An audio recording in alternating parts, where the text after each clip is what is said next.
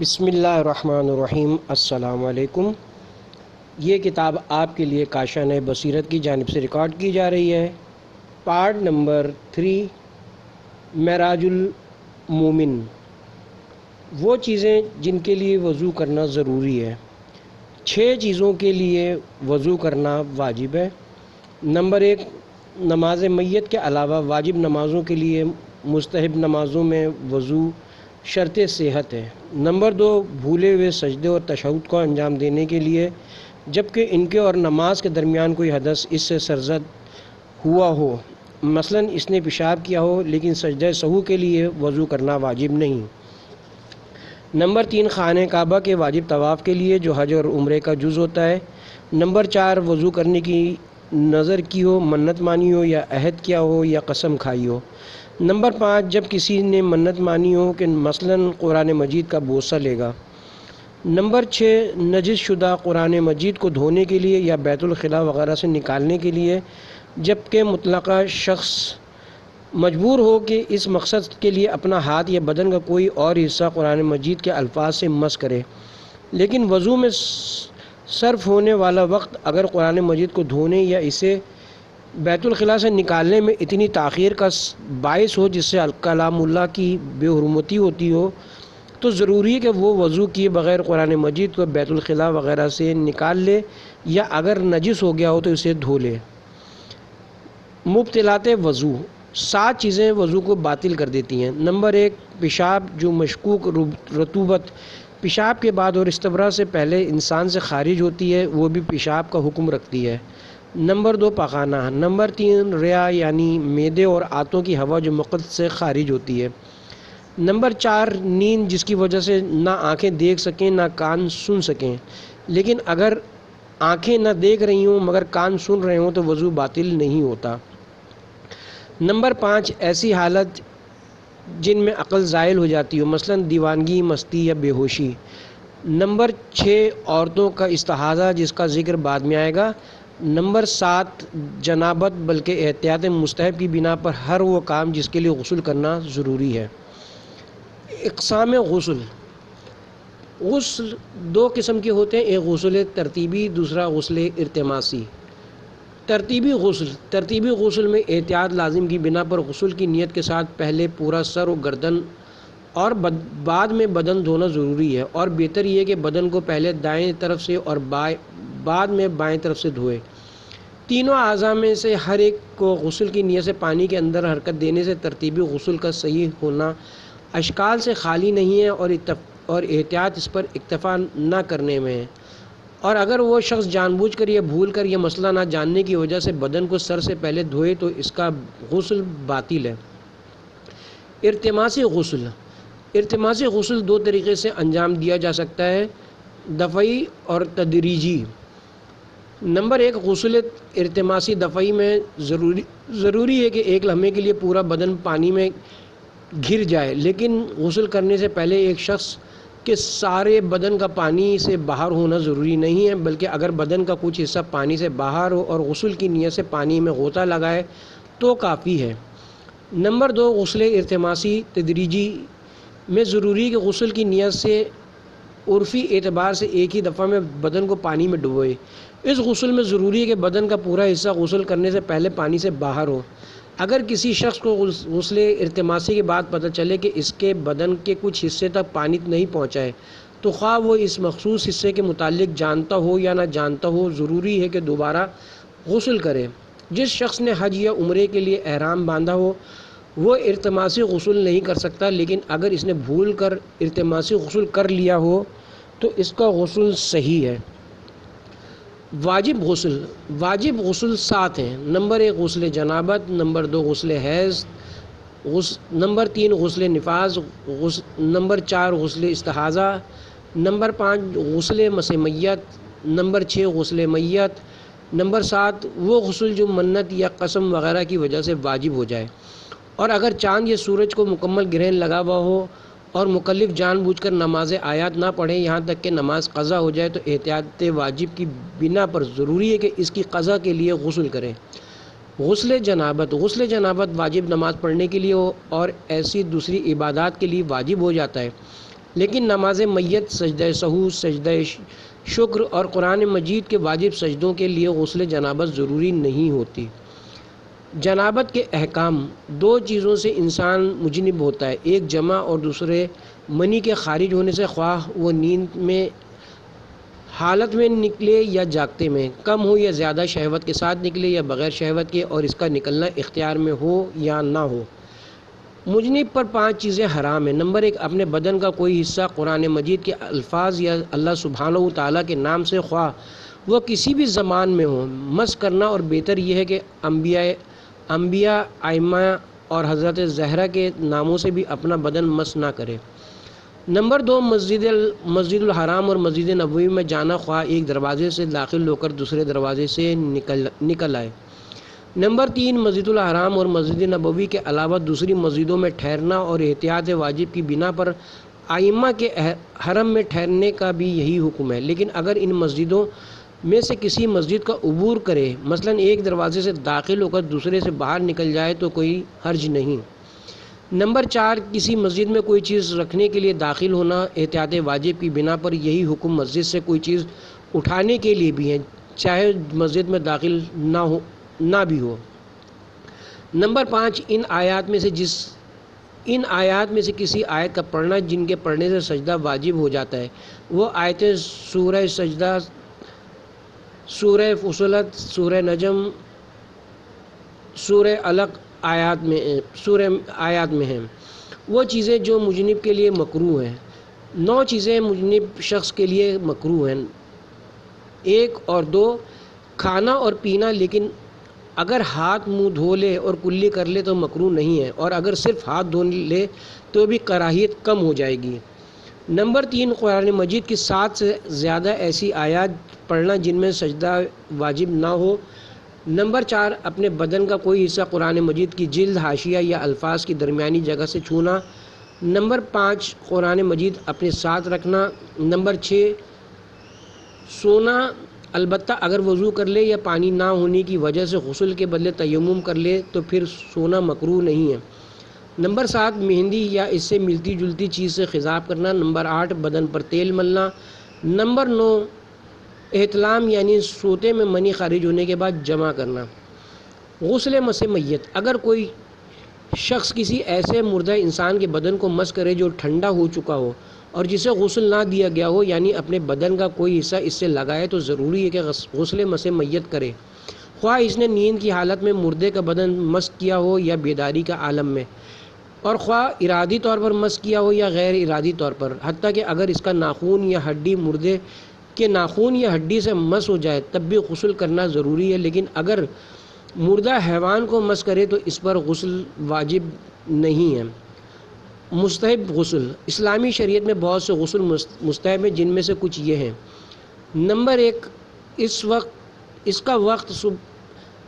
غسل جمعہ: اس کا وقت صبح کی اذان کے بعد سورج غروب ہونے تک ہے، اور بہتر یہ ہے کہ ظہر کے قریب بجا لایا جائے، اور اگر کوئی شخص اسے ظہر تک انجام نہ دے تو بہتر ہے کہ ادا اور قضا کی نیت کیے بغیر غروب آفتاب تک بجا لائے، اور اگر جمعے کے دن غسل نہ کرے تو مستحب ہے کہ ہفتے کے دن صبح سے غروب آفتاب تک اس کی قضا بجا لائے۔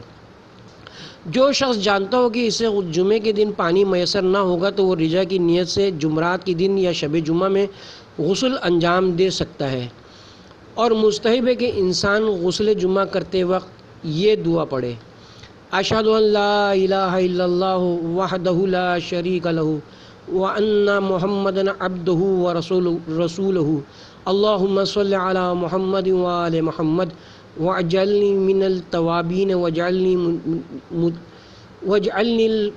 المطہرین۔ نمبر 6 تا 7، رمضان کی پہلی، 17ویں، 19ویں، 21ویں، 23ویں اور 24ویں رات کا غسل۔ 8 اور 9، عید الفطر اور عید قربان کے دن کا غسل، اس کا وقت صبح کی اذان سے سورج غروب ہونے تک ہے، اور بہتر یہ ہے کہ عید کی نماز سے پہلے کر لیا جائے۔ 10 اور 11، ذی الحج کے 8ویں اور 9ویں دن کا غسل، اور بہتر یہ ہے کہ 9ویں دن کا غسل ظہر کے نزدیک کیا جائے۔ نمبر 12، اس شخص کا غسل جس نے اپنے بدن کا کوئی حصہ ایسے میت کے ساتھ میت کے بدن سے مس کیا ہو جسے غسل دے دیا گیا ہو۔ نمبر 13 احرام کا غسل۔ نمبر 14 حرم مکہ میں داخل ہونے کا غسل۔ نمبر 15 مکہ مکرمہ میں داخل ہونے کا غسل۔ نمبر 16 خانہ کعبہ کی زیارت کا غسل۔ نمبر 17 کعبے میں داخل ہونے کا غسل۔ نمبر 18 ذبح اور نہر کے لیے غسل۔ نمبر 19 بال مونڈنے کے لیے غسل۔ نمبر 20 حرم مدینہ میں داخل ہونے کا غسل۔ نمبر 21 مدینہ منورہ میں داخل ہونے کا غسل۔ نمبر 22 مسجد نبوی میں داخل ہونے کا غسل۔ نمبر 23 رسول اکرم صلی اللہ علیہ وسلم کی قبر مطہر سے ودا ہونے کا غسل۔ نمبر 24 دشمن کے ساتھ مباہلہ کرنے کا غسل۔ نمبر 25 نوزائیدہ بچے کو غسل دینا۔ نمبر 26 استخارہ کرنے کا غسل۔ نمبر 27 طلب بارہ کا غسل۔ فقہا نے مستحب غسلوں کے باب میں بہت سے غسلوں کا ذکر فرمایا ہے، جن میں سے چند یہ ہیں۔ نمبر 1 رمضان کی تمام طاق راتوں کا غسل اور اس کی آخری دہائی کی تمام راتوں کا غسل اور اس کی 23ویں رات کے آخری حصے میں دوسرا غسل۔ نمبر 2 ذی الحج کے 24ویں دن کا غسل۔ نمبر 3 عید نوروز کے دن اور 15ویں شعبان اور 9ویں اور 17ویں ربیع اول اور ذی القعدہ کے 25ویں دن کا غسل۔ نمبر 4 اس عورت کا غسل جس نے اپنے شوہر کے علاوہ کسی اور کے لیے خوشبو استعمال کی ہو۔ نمبر 5 اس شخص کا غسل جو مستی کی حالت میں سو گیا ہو۔ نمبر 6 اس شخص کا غسل جو کسی سولی پر چڑھے ہوئے انسان کو دیکھنے گیا ہو اور وہ اسے دیکھا بھی ہو، لیکن اگر اتفاقاً یہ مجبوری کی حالت میں نظر پڑ گئی ہو، یا مثال کے طور پر اگر شہادت دینے گیا ہو تو غسل مستحب نہیں ہے۔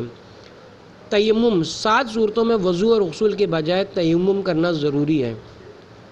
تیمم کی پہلی صورت اگر انسان آبادی میں ہو تو ضروری ہے کہ وضو اور غسل کے لیے پانی مہیا کرنے کے لیے اتنی جستجو کرے کہ بالآخر اس کے ملنے سے نا امید ہو جائے۔ یہی حکم بیابانوں میں رہنے والے افراد مثلاً خانہ بدوشوں کے لیے ہے، اور اگر انسان سفر کے عالم میں ہو اور بیابان میں ہو تو ضروری ہے کہ راستوں میں یا اپنے ٹھہرنے کی جگہ کے آس پاس والی جگہوں میں پانی تلاش کرے، اور احتیاط لازم یہ ہے کہ وہاں کی زمین ناہموار ہو یا درختوں کی کثرت کی وجہ سے راہ چلنا دشوار ہو تو چاروں اطراف میں سے ہر طرف پرانے زمانے میں کمان کے چلے پر چڑھا کر پھینکے جانے والے تیر کی پرواز کے فاصلے کے برابر پانی کی تلاش میں جائے، جبکہ ہموار زمین میں ہر طرف سے اندازاً دوبارہ پھینکے جانے والے تیر کے فاصلے کے برابر جستجو کرے۔ تیمم کی دوسری صورت پانی تک رسائی نہ ہونا اگر کوئی شخص بڑھاپے یا کمزوری کی وجہ سے یا چور ڈاکو اور جانور وغیرہ کے خوف سے یا کنویں سے پانی نکالنے کے وسائل میسر نہ ہونے کی وجہ سے پانی حاصل نہ کر سکے تو ضروری ہے کہ تیمم کرے۔ تیمم کی تیسری صورت پانی کے استعمال میں خوف اگر پانی کا استعمال کسی شخص کے لیے جان لیوا ہو یا اس کے بدن میں کسی عیب یا مرض کے پیدا ہونے یا موجودہ مرض کے طولانی یا شدید ہو جانے یا علاج معالجے میں دشواری پیدا ہونے کا سبب ہو تو اس کے لیے ضروری ہے کہ تیمم کرے۔ لیکن اگر پانی کی ضرر کو کسی طریقے سے دور کر سکتا ہو، مثلا یہ کہ پانی کو گرم کرنے سے ضرر دور ہو سکتا ہو تو پانی گرم کر کے وضو کرے، اور اگر غسل کرنا ضروری ہو تو غسل کرے۔ تیمم کی چوتھی صورت حرج اور مشقت اگر کسی شخص کے لیے پانی مہیا کرنا یا اسے استعمال کرنا ایسے حرج و مشقت کا باعث ہو جسے عام طور پر برداشت نہیں کیا جاتا تو وہ تیمم کر سکتا ہے، لیکن اگر وہ مشقت برداشت کرتے ہوئے وضو یا غسل کر لے تو اس کے وضو اور غسل صحیح ہوں گے۔ تیمم کی پانچویں صورت پانی پیاس بجھانے کے لیے ضروری ہو اگر کسی شخص کو پیاس بجھانے کے لیے پانی کی ضرورت ہو ضروری ہے کہ تیمم کرے، اور اس کی وجہ سے تیمم کے جائز ہونے کی 2 صورتیں۔ نمبر 1 اگر پانی وضو یا غسل کرنے میں صرف کر دے تو وہ خود فوری طور پر یا بعد میں ایسے پیاس میں مبتلا ہوگا جو اس کی ہلاکت یا علالت کا موجب ہوگی، یا جس کا برداشت کرنا اس کے لیے سخت تکلیف کا باعث ہوگا۔ نمبر 2 اپنے علاوہ خود سے وابستہ دوسرے افراد کی خاطر ڈرتا ہو، چاہے وہ دوسرے نفوس محترم بھی نہ رکھتے ہوں، جبکہ ان کی زندگی ان کے امور اس کے لیے اہمیت کے حامل ہوں، چاہے اس لیے کہ وہ ان سے شدید محبت رکھتا ہو یا اس اعتبار سے کہ ان کا تلف ہو جانا اس کے لیے مالی نقصان کا باعث ہے یا اس کے لیے ان کا خیال کرنا عرفاً اس کے لیے ضروری ہے، جیسے دوست اور ہمسائے۔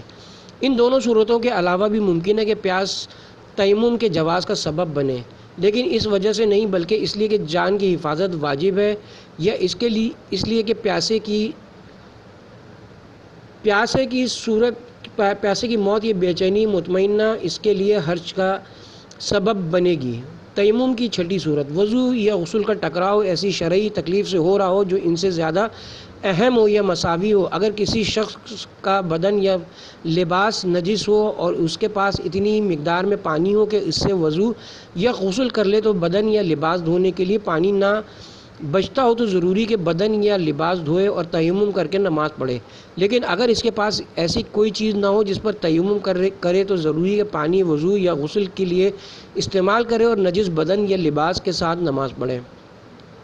اگر کسی شخص کے پاس سوائے ایسے پانی یا برتن کے جس کا استعمال کرنا حرام ہے کوئی اور پانی یا برتن نہ ہو، مثلاً جو پانی یا برتن اس کے پاس ہو وہ غضبی ہو، اور اس کے علاوہ اس کے پاس کوئی پانی یا برتن نہ ہو تو ضروری ہے کہ وضو اور غسل کے بجائے تیمم کرے۔ تیمم کی 7ویں صورت، وقت کا تنگ ہونا، جب وقت اتنا تنگ ہو کہ اگر ایک شخص وضو یا غسل کرے تو ساری نماز یا اس کا کچھ حصہ وقت کے بعد پڑھا جا سکے تو ضروری ہے کہ تیمم کرے۔ وہ چیزیں جن پر تیمم کرنا صحیح ہے، مٹی، ریت، ڈھیلے اور پتھر پر تیمم کرنا صحیح ہے، لیکن احتیاط مستحب یہ ہے کہ اگر مٹی میسر ہو تو کسی دوسری چیز پر تیمم نہ کیا جائے۔ اگر مٹی نہ ہو تو انتہائی باریک بجری پر جسے مٹی کہا جا سکے، اگر یہ بھی ممکن نہ ہو تو ڈھیلے پر، اگر ڈھیلا بھی نہ ہو تو پھر ریت پر، اور اگر ریت اور ڈھیلا بھی نہ ہو تو پھر پتھر پر تیمم کیا جا سکتا ہے۔ وضو یا غسل کے بدلے تیمم کرنے کا طریقہ، وضو یا غسل کے بدلے کیے جانے والے تیمم میں 3 چیزیں واجب ہیں۔ نمبر 1، دونوں ہتھیلیوں کو ایک ساتھ ایسی چیز پر مارنا یا رکھنا جس پر تیمم کرنا صحیح ہو۔ احتیاط لازم کی بنا پر دونوں ہاتھ ایک ساتھ زمین پر مارنے یا رکھنے چاہیے۔ نمبر 2، دونوں ہتھیلیوں کو پوری پیشانی پر سر کے بال اگنے جگہ سے ابرو اور ناک کے بالائی حصے پر پھیرنا۔ احتیاط مستحب یہ کہ ہاتھ ابرو کے اوپر بھی پھیرے جائیں۔ نمبر 3، بائیں ہتھیلی کو دائیں ہاتھ کی تمام پشت پر اور اس کے بعد دائیں ہتھیلی کو بائیں ہاتھ کی تمام پشت پر پھیرنا۔ ضروری ہے کہ تیمم قربتاً اللہ کی نیت سے انجام دے، جیسا کہ وضو کے مسائل میں بتایا جا چکا ہے۔ احتیاط مستحب یہ ہے کہ تیمم خواہ وضو کے بدلے ہو یا غسل کے بدلے اسے ترتیب سے کیا جائے، یعنی یہ کہ ایک دفعہ ہاتھ زمین پر مارے جائے اور پیشانیوں اور ہاتھوں کی پشت پر پھیرے جائیں، اور پھر ایک دفعہ زمین پر مارے جائیں اور ہاتھوں کی پشت کا مسح کیا جائے۔ چند صورتوں میں بہتر ہے کہ جو نمازیں انسان نے تیمم کے ساتھ پڑھی ہوں ان کی قضا کرے۔ نمبر 1، پانی کے استعمال سے ڈرتا ہو اور اس نے جان بوجھ کر اپنے آپ کو جنب کر لیا ہو اور تیمم کر کے نماز پڑھی ہو۔ نمبر 2، یہ جانتے ہوئے یا گمان کرتے ہوئے کہ اسے پانی نہ مل سکے گا عمداً اپنے آپ کو جنب کر لیا اور تیمم کر کے نماز پڑھی ہو۔ نمبر 3، آخری وقت تک پانی کی تلاش میں نہ جائے اور تیمم کر کے نماز پڑھے اور بعد میں اسے پتہ چلے کہ اگر تلاش کرتا تو اسے پانی مل جاتا۔ نمبر 4، جان بوجھ کر نماز پڑھنے میں تاخیر کی ہو اور آخر وقت میں تیمم کر کے نماز پڑھی ہو۔ نمبر 5، یہ جانتے ہوئے یا گمان کرتے ہوئے کہ پانی نہیں ملے گا، جو پانی اس کے پاس تھا اسے گرا دیا ہو اور تیمم کر کے نماز پڑھی ہو۔ نماز دینی اعمال میں سے بہترین عمل ہے۔ اگر یہ بارگاہ الہی میں قبول ہو گئی تو دوسری عبادات بھی قبول ہو جائیں گی، اور اگر یہ قبول نہ ہوئی تو دوسرے اعمال بھی قبول نہ ہوں گے۔ جس طرح انسان اگر دن رات میں 5 دفعہ نہر میں نہائے دھوئے تو اس کے بدن پر میل کچیل نہیں رہتی، اسی طرح 5 وقت نماز بھی انسان کو گناہوں سے پاک کر دیتی ہے۔ اور بہتر ہے کہ انسان اول وقت میں نماز پڑھے۔ جو شخص نماز کو معمولی اور غیر اہم سمجھے وہ اس شخص کی مانند ہے جو نماز نہ پڑھتا ہو۔ حضور نبی اکرم صلی اللہ علیہ وسلم کا ارشاد گرامی کہ جو شخص نماز کو اہمیت نہ دے اور اسے معمولی سمجھے وہ آخرت میں عذاب کا مستحق ہے۔ ایک دن آپ صلی اللہ علیہ وسلم مسجد میں تشریف فرما تھا کہ ایک شخص مسجد میں داخل ہوا اور نماز پڑھنے میں مشغول ہو گیا، لیکن رکوع اور سجود مکمل طور پر نہ بجا لایا۔ اس پر آپ نے فرمایا اگر یہ شخص اس حالت میں مر جائے جبکہ کہ نماز پڑھنے کا یہ طریقہ ہے تو یہ ہمارے دین پر نہیں مرے گا۔ پس انسان کو خیال رکھنا چاہیے کہ نماز جلدی جلدی نہ پڑھے اور نماز کی حالت میں خدا کی یاد میں رہے اور خشوع و خضوع اور وقار اور یکسوئی سے نماز پڑھے، اور یہ خیال رکھے کہ کس ہستی سے کلام کر رہا ہے، اور اپنے آپ کو خداوند عالم کی عظمت اور بزرگی کے مقابلے میں حقیر اور ناچیز سمجھے۔ اگر انسان نماز کے دوران پوری طرح ان باتوں کی طرف متوجہ رہے تو وہ اپنے آپ سے بے خبر ہو جاتا ہے، جیسا کہ نماز کی حالت میں حضرت امیر المومنین علیہ السلام کے پاؤں سے تیر کھینچ لیا گیا اور آپ کو خبر تک نہ ہوئی۔ علاوہ ازیں نماز پڑھنے والے کو چاہیے کہ توبہ و استغفار کرے، اور نہ صرف ان گناہوں کو جو نماز قبول ہونے میں مانع ہیں، مثلا حسد، تکبر، غیبت، حرام کھانا، شراب پینا اور خمس و زکوٰۃ کا ادا نہ کرنا ترک کرے، بلکہ تمام تر گناہ ترک کر دے۔ نیز بہتر یہ کہ جو کام نماز کا ثواب گھٹاتے ہیں وہ نہ کرے، مثلا اونگنے کی حالت میں یا پیشاب روک کر نماز کے لیے کھڑا نہ ہو اور نماز کے موقع پر آسمان کی طرف نہ دیکھے، اور جو کام کرے تو نماز کا ثواب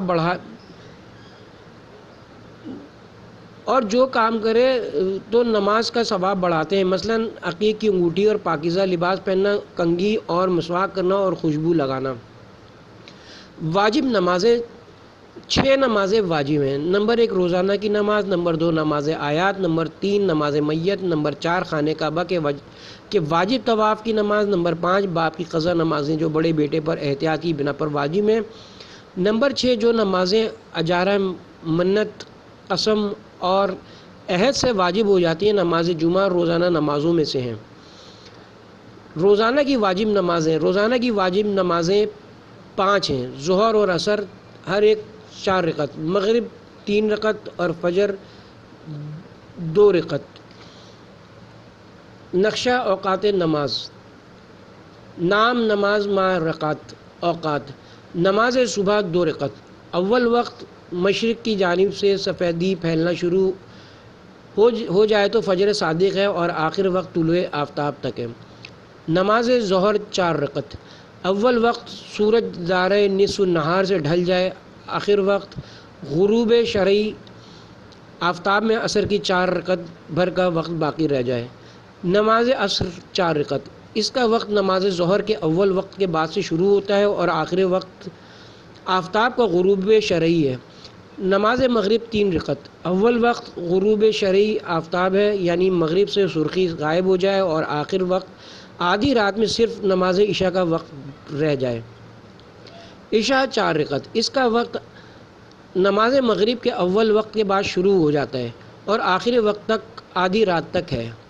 نماز جمعہ اور اس کے احکام: جمعہ کی نماز صبح کی نماز کی طرح 2 رکعت ہے، اس میں اور صبح کی نماز میں فرق یہ کہ اس نماز سے پہلے 2 خطبے بھی ہیں۔ جمعہ کی نماز واجب تاخیری ہے، اس سے مراد یہ ہے کہ جمعہ کے دن مکلف کو اختیار ہے کہ اگر نماز جمعہ کی شرائط موجود ہو تو جمعہ کی نماز پڑھے یا ظہر کی نماز پڑھے، لہٰذا اگر انسان جمعہ کی نماز پڑھے تو وہ ظہر کی نماز کی کفایت کرتی ہے، یعنی پھر ظہر کی نماز پڑھنا ضروری نہیں ہے۔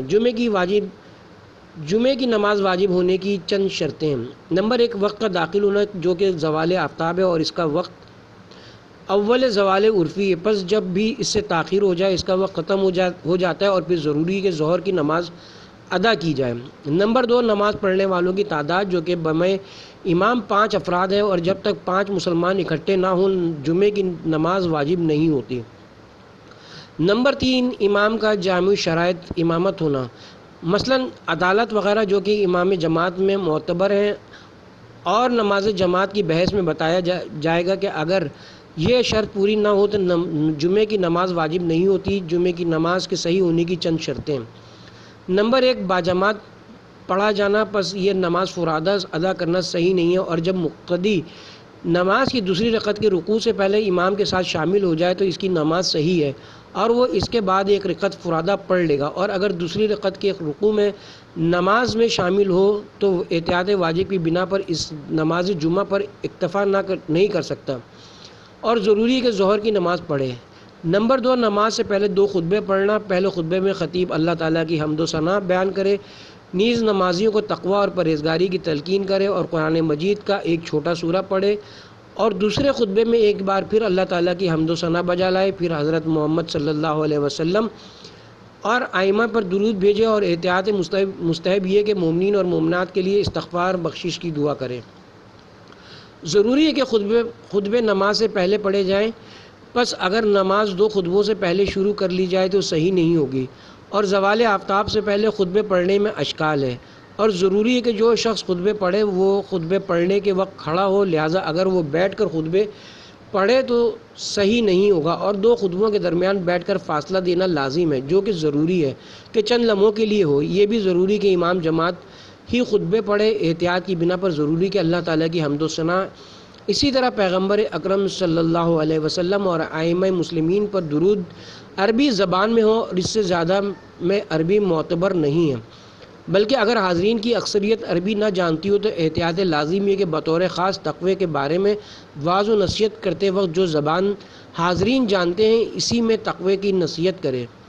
نمبر 3 یہ کہ جمعے کی 2 نمازوں کے درمیان 1 فرسخ سے کم فاصلہ نہ ہو، پس جب جمعے کی دوسری نماز 1 فرسخ سے کم فاصلے پر قائم ہو اور 2 نمازیں بیک وقت پڑھی جائیں تو دونوں باطل ہوں گی، اور اگر ایک نماز کو دوسری پر سبقت حاصل ہو، خواہ وہ تکبیرۃ الاحرام کی حد تک ہی کیوں نہ ہو، تو وہ نماز جسے سبقت حاصل ہو صحیح ہوگی اور دوسری باطل ہوگی۔ لیکن اگر نماز کے بعد پتہ چلے کہ 1 فرسخ سے کم فاصلے پر جمعے کی ایک اور نماز اس نماز سے پہلے یا اس کے ساتھ ساتھ قائم ہوئی تھی تو ظہر کی نماز بجا لانا واجب نہیں ہوگی۔ جمعے کی نماز کا قائم کرنا مذکورہ فاصلے کے اندر جمعے کی دوسری نماز قائم کرنے میں اس وقت مانع ہوتا ہے جب وہ نماز خود صحیح اور جامع شرائط ہو، اور اگر ایسا نہ ہو تو پھر یہ جماعت مانع نہیں ہوتی۔ جب جمعے کی ایک ایسی نماز قائم ہو جو شرائط کو پورا کرتی ہو اور نماز قائم کرنے والا امام وقت یا اس کا نائب خاص ہو تو اس صورت میں نماز جمعہ کے لیے حاضر ہونا واجب ہے۔ اس صورت کے علاوہ حاضر ہونا واجب نہیں ہے۔ پہلی صورت میں بھی چند افراد میں پر نماز میں شرکت واجب نہیں ہے۔ نمبر 1 عورت، نمبر 2 غلام، نمبر 3 مسافر، چاہے وہ مسافر ایسا ہو جس کی ذمہ داری پوری نماز پڑھنا ہو، جیسے وہ مسافر جس نے کسی مقام پر 10 دن ٹھہرنے کا ارادہ کر لیا ہو۔ نمبر 4 بیمار، نابینا اور بوڑھے افراد۔ نمبر 5 ایسے افراد جن کا فاصلہ قائم شدہ نماز جمعہ سے 2 شرعی فرسخ سے زیادہ ہو۔ نمبر 6 وہ افراد جن کے لیے جمعے کی نماز میں بارش یا سختی یا سخت سردی وغیرہ کی وجہ سے حاضر ہونا زحمت یا تکلیف کا باعث ہو۔ نماز جمعہ کے چند احکام۔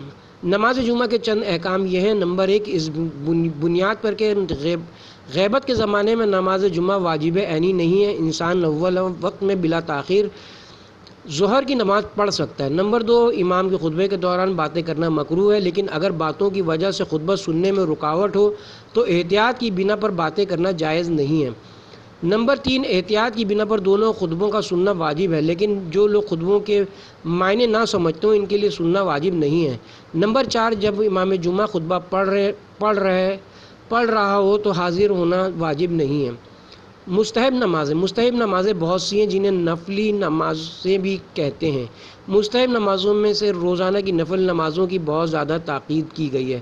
یہ نمازیں روز جمعہ کے علاوہ 34 رکعت ہیں، جن میں سے 8 رکعت ظہر کی، 8 رکعت عصر کی، 4 رکعت مغرب کی، 2 رکعت عشاء کی، 11 رکعت نماز شب یعنی تہجد کی، اور 2 رکعت صبح کی نماز ہوتی ہے۔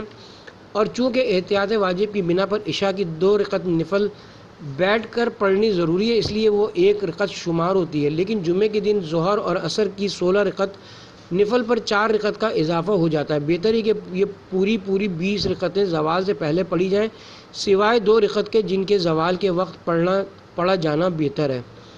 نماز شب کی 11 رکعتوں میں سے 8 رکعتیں نافلہ شب کی نیت سے، 2 رکعت نماز شفا کی نیت سے اور 1 رکعت نماز وتر کی نیت سے پڑھنی ضروری ہے، اور نافلہ شب کا مکمل طریقہ دعا کی کتابوں میں مذکور ہے۔ روزانہ کے نوافل کا وقت۔ ظہر کی نفل ظہر سے پہلے پڑھی جاتی ہے، اس کا وقت اول ظہر سے ہے اور اس وقت تک باقی رہتا ہے جب تک نماز ظہر اس سے پہلے ادا کرنا ممکن نہ ہو۔ لیکن اگر کوئی شخص ظہر کی نفل اس وقت تک مؤخر کر دے کہ شاخص کے سائے کی وہ مقدار جو ظہر کے کے بعد پیدا ہو 7 میں سے 2 حصوں کے برابر ہو جائے، مثلا شاخص کی لمبائی 7 بالشت اور سائے کی مقدار 2 بالشت ہو، تو اس صورت میں بہتر یہ ہے کہ انسان ظہر کی نفل پہلے پڑھے، سوائے اس کے کہ اس وقت تک نفل کی 1 رکعت مکمل کر چکا ہو، جو کہ اس صورت میں نفل کو پہلے مکمل کرنا بہتر ہے۔ عصر کی نافلہ عصر کی نماز سے پہلے پڑھی جاتی ہے اور جب تک ممکن ہو اسے عصر کی نماز سے پہلے پڑھا جائے، اس کا وقت باقی رہتا ہے۔ لیکن اگر کوئی شخص عصر کی نفلیں اس وقت تک مؤخر کر دے گا، شاخص کے سائے کی وہ مقدار جو ظہر کے بعد پیدا ہو 7 میں سے 4 حصوں تک پہنچ جائے، تو اس صورت میں بہتر ہے کہ انسان عصر کی نماز نافلہ سے پہلے پڑھ لے، سوائے اس صورت میں کہ جس کا تذکرہ پچھلے مسئلے میں کیا گیا ہے۔ مغرب کی نافلہ کا وقت نماز مغرب ختم ہونے کے بعد ہوتا ہے، اور جہاں تک ممکن ہو اسے مغرب کی نماز کے بعد وقت کے اندر ہی انجام دے دیا جائے۔ لیکن اگر کوئی شخص اس سرخی کے ختم ہونے تک جو سورج کے غروب ہونے کے بعد آسمان میں دکھائی دیتی ہے مغرب کی نافلہ میں تاخیر کرے، تو اس سے بہتر یہ ہے کہ پہلے عشاء کی نماز پڑھے۔ عشاء کی نافلہ کا وقت نماز ختم ہونے کے بعد سے آدھی رات تک ہے، اور بہتر ہے کہ نماز عشاء ختم ہونے کے فوراً بعد پڑھی جائے۔ صبح کی نفلیں صبح کی نماز سے پہلے پڑھی جاتی ہیں، اور اس کا وقت نماز شب کا وقت شروع ہونے کے اتنی دیر بعد شروع ہوتا ہے جس میں نماز شب ادا کی جا سکے، اور اس وقت تک باقی رہتا ہے کہ جب تک صبح کی نماز سے پہلے اس کی ادائیگی ممکن ہو۔ لیکن اگر کوئی شخص صبح کی نفلیں مشرق کی سرخی ظاہر ہونے تک نہ پڑھے، تو اس صورت میں بہتر ہے یہ کہ پہلے صبح کی نماز پڑھے۔ نماز شب کا اول وقت مشہور قول کی بنا پر آدھی رات ہے، یہ اگرچہ ہے تو بہتر ہے، لیکن بعید نہیں کہ اس کا وقت رات کی ابتدا سے شروع ہو اور صبح تک کی اذان تک باقی رہے، اور بہتر یہ کہ صبح کی اذان کے قریب پڑھی جائے۔ نمازی کے لباس کی شرائط۔ نماز پڑھنے والے کے لباس کی 6 شرطیں ہیں۔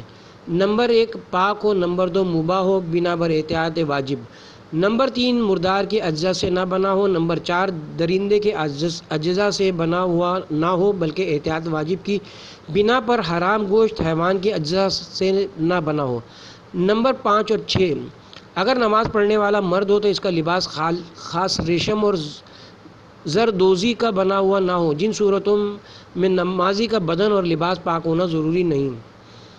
3 صورتوں میں جن کی تفصیل نیچے بیان کی جا رہی ہے، اگر نماز پڑھنے والے کا بدن یا لباس نجس بھی ہو تو اس کی نماز صحیح ہے۔ نمبر 1 اس کے بدن کے زخم، جراحت یا پھوڑے کی وجہ سے اس کے لباس یا بدن پر خون لگ جائے، نمبر 2 اس کے بدن یا لباس پر درہم کی مقدار سے کم خون لگ جائے، اور احتیاط واجب یہ کہ درہم کی مقدار انگوٹھے کی اوپر والی گرہ کے برابر سمجھیدہ ہے۔ نمبر 3 وہ نجس بدن یا لباس کے ساتھ نماز پڑھنے پر مجبور ہو۔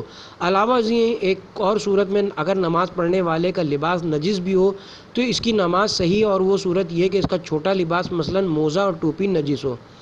وہ چیزیں جو نمازی کے لباس میں مستحب ہیں، فقہائے کرام نے چند چیزیں نمازی کے لباس پر مستحب قرار دی ہیں کہ جن میں سے تحت الحنک کے ساتھ امامہ، عبا، سفید لباس، صاف ستھرا ترین لباس، خوشبو لگانا اور عقیق کی انگوٹھی پہننا شامل ہیں۔ وہ چیزیں جو نمازی کے لباس میں مکروہ ہیں، فقہا نے چند چیزیں نمازی کے لباس میں مکروہ قرار دی ہیں، جن میں سے سیاہ، میلا اور تنگ لباس اور شرابی کا لباس پہننا، یا اس شخص کا لباس پہننا جو نجاست سے پرہیز نہ کرتا ہو، اور ایسا لباس پہننا جس پر چہرے کی تصویر بنی ہو۔ اس کے علاوہ لباس کے بٹن کھلے ہونا اور ایسی انگوٹھی پہننا جس پر چہرے کی تصویر بنی ہو شامل ہیں۔ نماز پڑھنے کی جگہ۔ نماز پڑھنے والے کی جگہ کی 7 شرطیں ہیں۔ پہلی شرط وہ جگہ احتیاط واجب کی بنا پر مباح ہو۔ دوسری شرط ضروری ہے کہ نمازی کی جگہ واجب نمازوں میں سے ایسی نہ ہو کہ تیز حرکت نمازی کے کھڑے ہونے یا اختیاری رکوع اور سجود کرنے میں مانع ہو، بلکہ احتیاط لازم کی بنا پر ضروری ہے کہ اس کے بدن کو ساکن رکھنے میں بھی مانع نہ ہو، اور اگر وہ وقت کی تنگی یا کسی اور وجہ سے ایسی جگہ مثلاً بس، ٹرک یا کشتی یا ریل گاڑی میں نماز پڑھے تو جس قدر ممکن ہو بدن کے ٹھہراؤ اور قبلے کی سمت کا خیال رکھے، اور اگر ٹرانسپورٹ قبلے سے کسی دوسری طرف مڑ جائے تو اپنا منہ قبلے کی طرف موڑ دے۔ اگر مکمل طور پر قبلے کا خیال رکھنا ممکن نہ ہو تو کوشش کرے کہ 90 ڈگری سے کم اختلاف ہو۔ اگر یہ بھی ممکن نہ ہو تو صرف تکبیرۃ الاحرام کہتے وقت قبلے کا خیال رکھے اور اگر یہ بھی نہ ہو سکے تو قبلے کا خیال رکھنا بھی ضروری نہیں ہے۔ تیسری شرط، ضروری ہے کہ انسان ایسی جگہ نماز پڑھے جہاں نماز پوری پڑھ لینے کا احتمال ہو، لیکن اگر کسی ایسی جگہ رجا کی نیت سے نماز پڑھے جہاں اسے اطمینان ہو کہ مثلاً ہوا اور بارش یا بھیڑ بھاڑ کی وجہ سے وہاں نماز پوری نہ پڑھ سکے گا، وہ اتفاق سے پوری پڑھ لے تو کوئی حرج نہیں۔ چوتھی شرط، جس جگہ انسان نماز پڑھے اس کی چھت اتنی نیچی نہ ہو کہ سیدھا کھڑا نہ ہو سکے، اور نہ ہی وہ جگہ اتنی مختصر ہو کہ رکوع اور سجدے کی گنجائش نہ ہو۔ پانچویں شرط، اگر نماز پڑھنے کی جگہ نجس ہو اور نجاست ایسی ہو جو نماز کو باطل کر دینے والی ہو تو اتنی مرطوب نہ ہو کہ اس کی رطوبت نماز پڑھنے والے کے بدن یا لباس تک پہنچے، لیکن اگر سجدے میں پیشانی رکھنے کی جگہ نجس ہو تو خواہ وہ خشک بھی ہو نماز باطل ہے، اور احتیاط مستحب ہے کہ نماز کی جگہ بالکل نجس نہ ہو۔ چھٹی شرط، احتیاط لازم کی بنا پر ضروری کہ